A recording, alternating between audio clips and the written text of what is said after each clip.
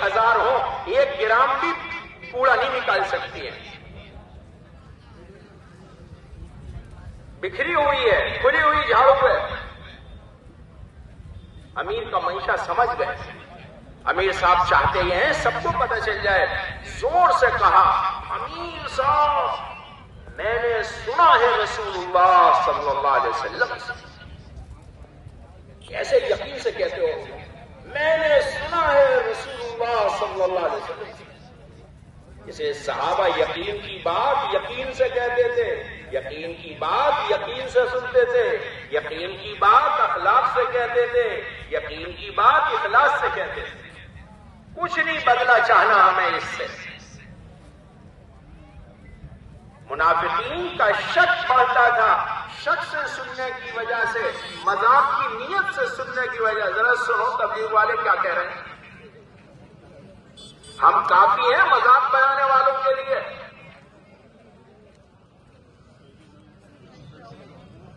وہ کہتے تھے جھونپڑیوں میں رہ کے محلوں کے خواب دیکھ رہے ہیں، خندق کھود رہے ہیں، خبر ملک کی سنا رہے ہیں، ماحول بن جائے گا.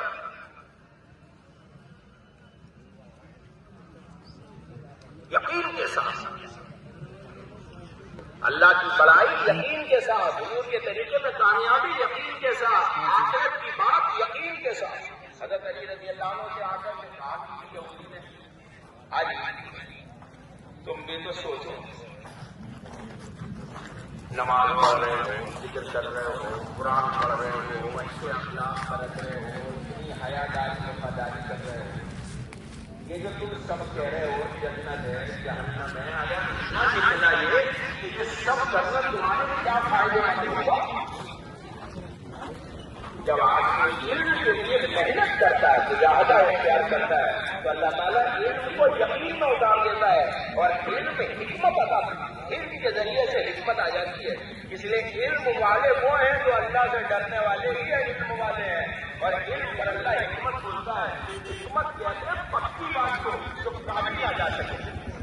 بصیرت کہتے ہیں دل کی آنکھوں سے دیکھنے کو جس پر آدمی جب جائے. اس لیے حضور اعظم سے ارشاد فرمایا جا رہا ہے، آپ کہیے ہیں نبی میں بصیرت کے ساتھ اللہ کی طرف بلاتا ہوں اور وہ بھی بلاتے ہیں مجھ پر ایمان لائے. شبہ نہیں ہے بلانے میں. کسی کی بنے گی کسی کی نہیں بنے گی، کہیں بنے گی کہیں نہیں بنے گی، کبھی بنے گی کبھی نہیں بنے گی، بلکہ جو مانے گا سب کی بنے گی اور جو ماننے کے لیے کہے گا اس کی بھی بنے گی.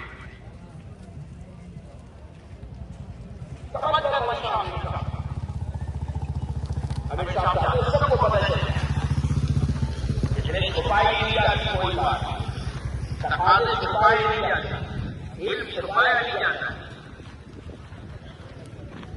کہنے کا امیر صاحب میں نے سنا ہے رسول اللہ صلی اللہ علیہ وسلم سے جہاں اللہ کے راستے کی گرد و غبار لگ جاتی ہے وہاں جہنم کی آگ کو کیا دھواں بھی حرام ہو جاتا ہے. روایت میں محدثین نے بیان کیا ہے جتنے سواریوں پر تھے سب اتر گئے، سواریاں ساری خالی چل رہی تھی اور جماعت پوری پیدل چل رہی تھی. راوی بیان کرتے ہیں اس دن سے زیادہ پیدل چلتے ہوئے نہیں دیکھا. انہوں نے خبر سنائی تھی تم کہہ رہے ہو یہ دھول مٹی ہے، میں اللہ کا رسول کہہ رہا ہوں کہ جنت کے حسن و جمال کی بڑھانے کے لیے